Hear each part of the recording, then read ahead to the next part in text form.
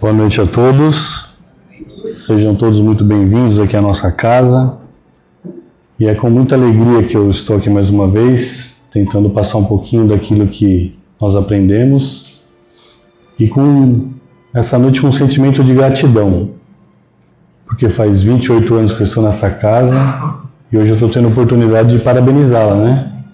Esse mês completa 73 anos, eu estou aqui há 28, imagine. Então é bastante, a caminhada foi sempre longa, né? E que Deus possa continuar abençoando esta casa. Assim também agradecidos ao nosso mentor, né? O mentor da nossa casa, nosso querido irmão Itajubá, que abre as suas portas todas as semanas, nos acolhe aqui dentro, onde viemos buscar um pouquinho mais de esclarecimentos, de conhecimento, de amor, e que essa casa, ela nos traz respostas, mas ela também nos ensina a buscar as respostas. Por isso que o intuito dela também é educação. E essa educação nós buscamos aqui nas escolas, por isso que nós sempre falamos aqui, né?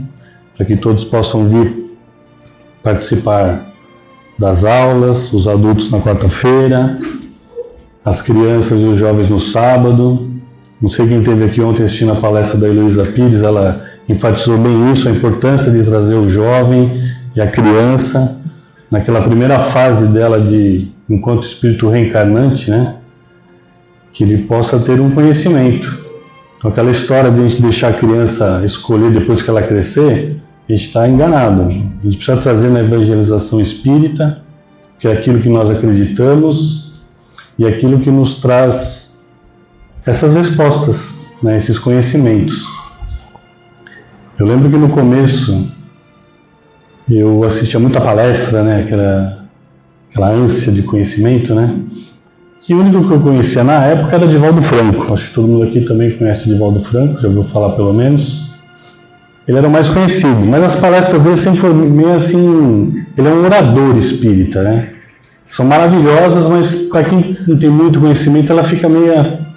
Você trava um pouquinho, mas depois como você vai adquirindo, e essa é a intenção, a nossa intenção aqui na terça-feira é trazer um pouco de conhecimento, mas para despertar em vocês a busca de mais conhecimentos. E essa é a função de todo orador espírita, né? E o Divaldo, numa dessas palestras que eu assisti, perguntaram para ele, abrir para perguntas, aí perguntaram para ele assim, Divaldo, afinal de contas, nós chegamos na doutrina espírita pelo amor ou pela dor? Aí que cada um tem a sua resposta, né? Eu falaria a minha, né? E o Divaldo falou assim, olha meu filho, nem por uma nem por outra. Nós viemos aqui pela lógica. Confesso para vocês que eu fiquei em parafuso. Lógica? Que lógica? Qual é essa lógica? Então a lógica é o buscar. A lógica é o conhecimento que adquirimos com o tempo. Que lá na frente a gente vai ver que não existe aquele sentimento ruim da dor. Não existe aquele sentimento maravilhoso do amor. Existe uma lógica em tudo isso. A doutrina espírita é a fé aliada à razão. Então ela sempre nos traz ensinamentos nos quais nós acreditamos. Não é uma fé cega. É um conhecimento que nos traz uma certa...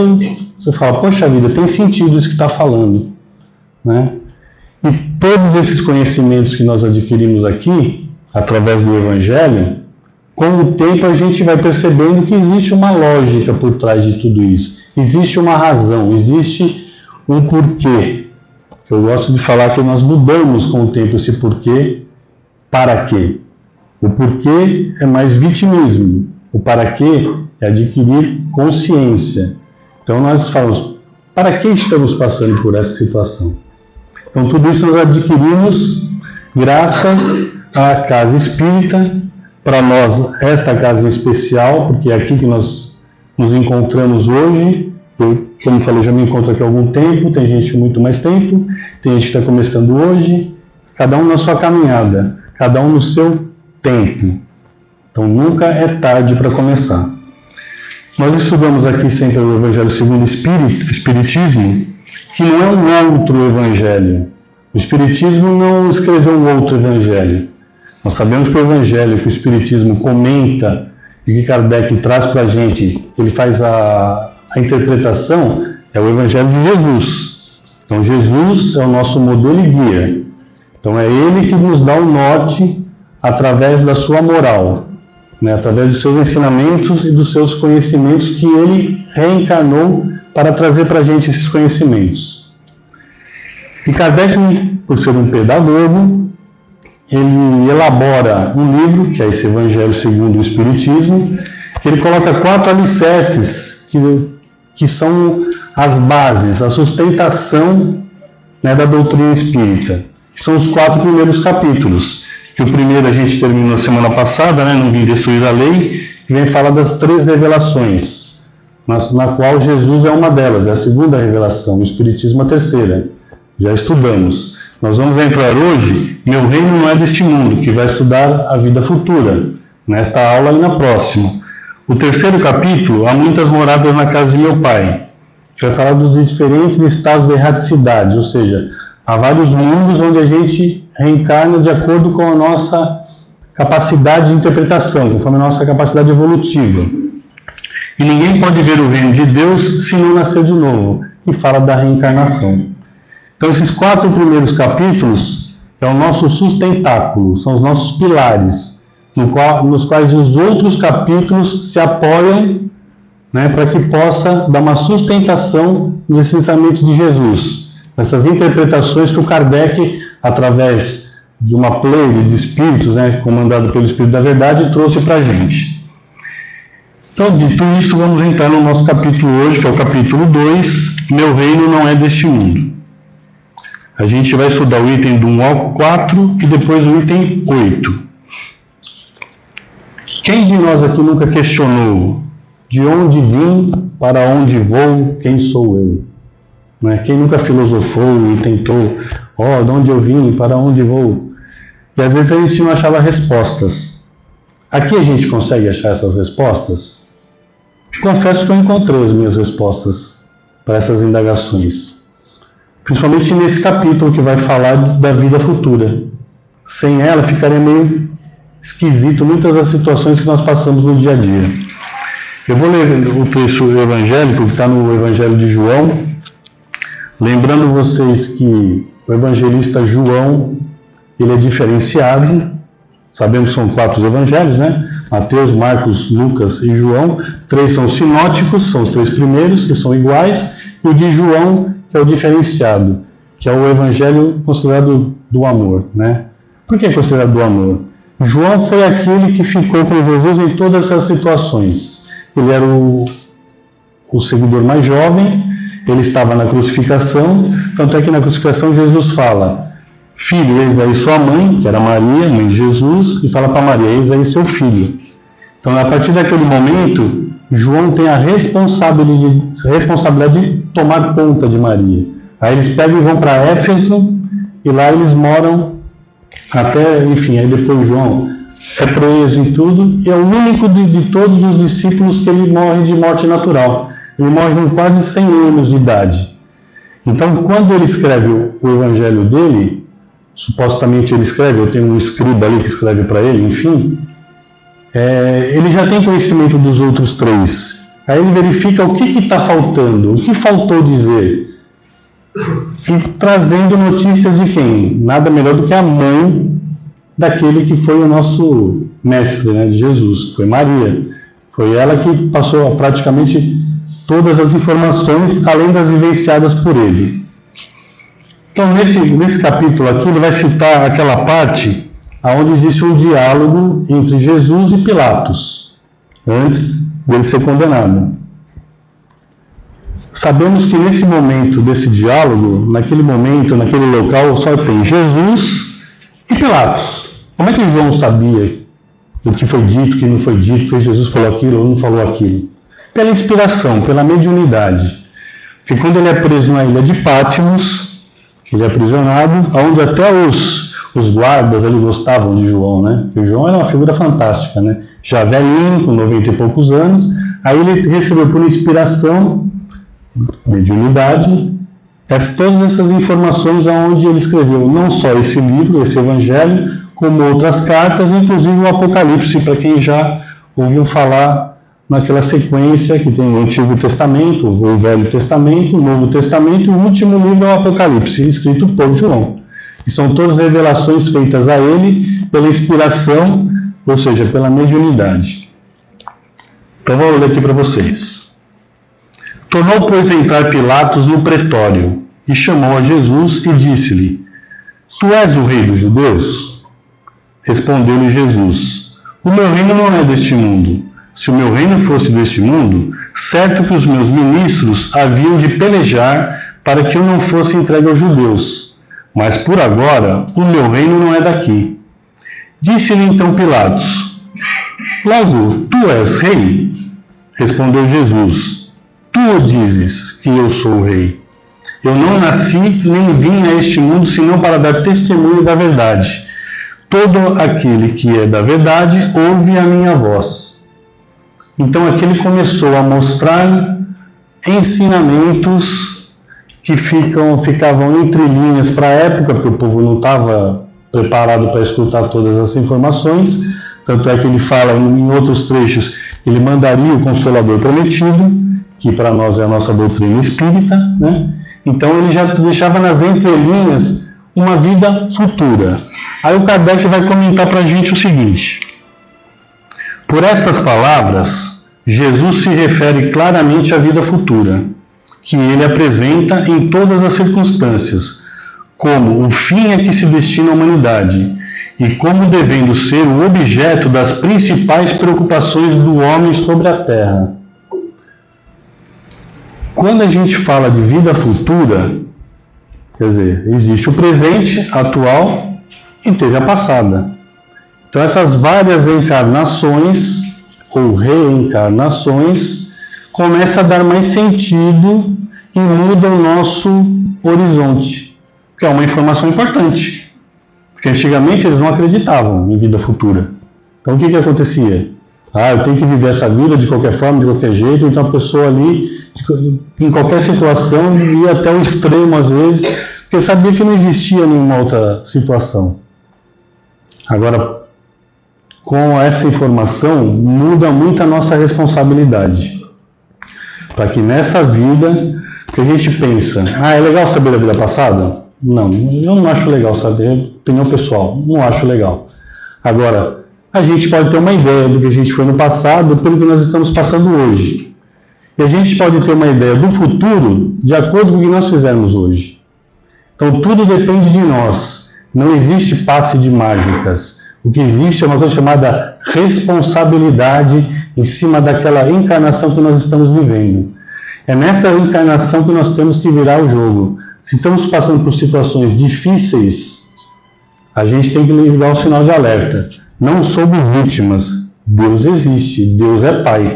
Tanto é que Ele criou, acho que a maior prova de amor de Deus, que é do Pai para com o Filho, é a reencarnação. É esse mecanismo da reencarnação.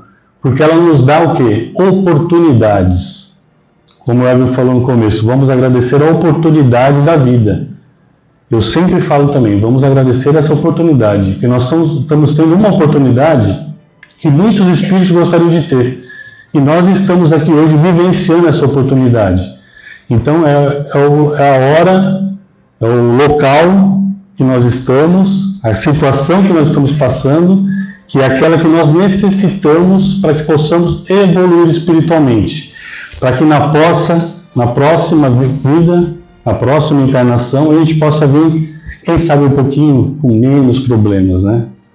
Mas sabendo que nós estamos num mundo de provas e expiações, onde o mal ainda prevalece, e pelo Espírito Emmanuel, o benfeitor Emmanuel, ele fala que nós estamos num planeta hospital e escola, ou seja, é um hospital onde nós aprendemos e nos curamos. Depende de nós. Depende daquilo que nós fazemos com a nossa encarnação.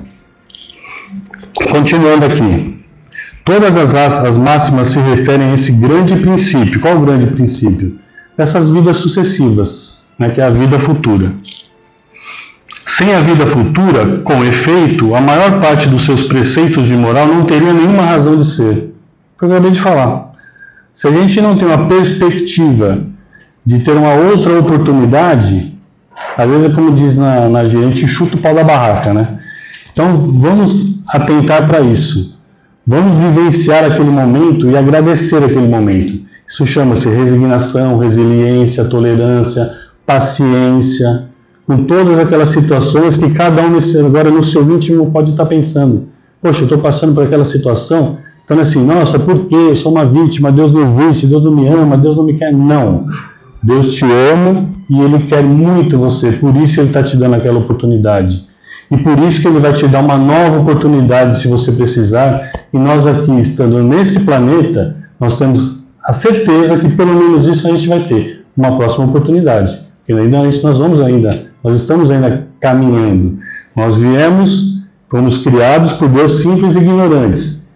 Viemos através dos tempos, através das reencarnações, e temos como perspectiva um planeta melhor. Ou seja, uma evolução onde nós vamos chegar a espíritos puros, seres angelicais, como eles dizem. E é por isso que os que não creem na vida futura, pensando que ele apenas falava da vida presente, não os compreendem, ou os acham por isso. Quer dizer, na época de Jesus, quando ele trazia essas informações, ninguém acreditava nele. Não dava nem para ele citar essas coisas. Se o básico, que era o amor, que ele veio trazer, o povo já questionava. Imagine ficar falando de reencarnação para aquele povo que já era um pouco mais sofrido, tinha acabado de sair da escravidão, do Egito, enfim, tudo aquilo que o povo hebreu passou durante a sua caminhada. Pulando para o item 8, é uma instrução dos espíritos. Essa instrução deixa de ser um exemplo, que é uma comunicação do espírito que se designou como uma rainha de França. Foi uma comunicação feita em 1863. Eu vou ler só uns trechinhos que, na verdade, eu quero ler uma outra mensagem para vocês. Ela questiona assim: o que foi que eu levei comigo na minha realeza terrena? Ela era uma rainha enquanto encarnada. Ela desencarna, vai para um local onde ela não era tratada como rainha. Então ela ficou abismada. Ela falou: gente, eu era rainha.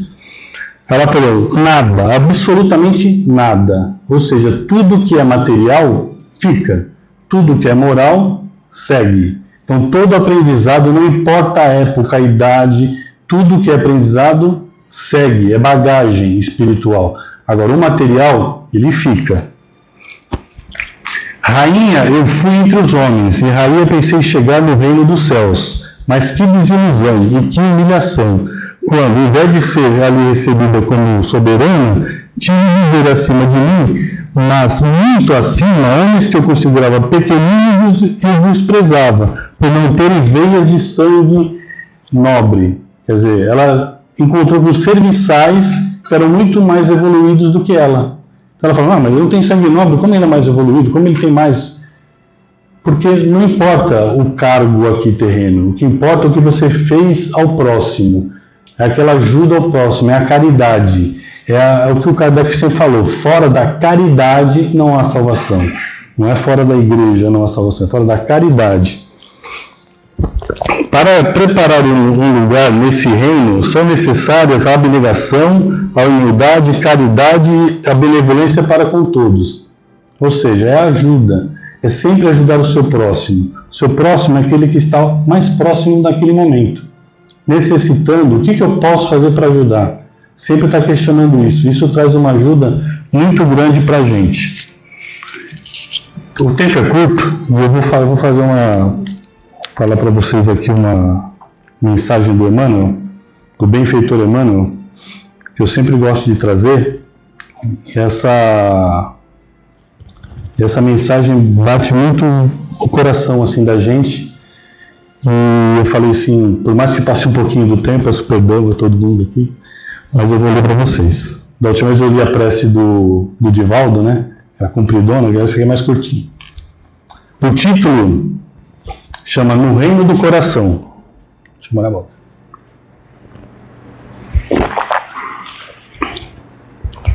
Em verdade, asseverou Jesus que o reino de Deus ainda não é deste mundo.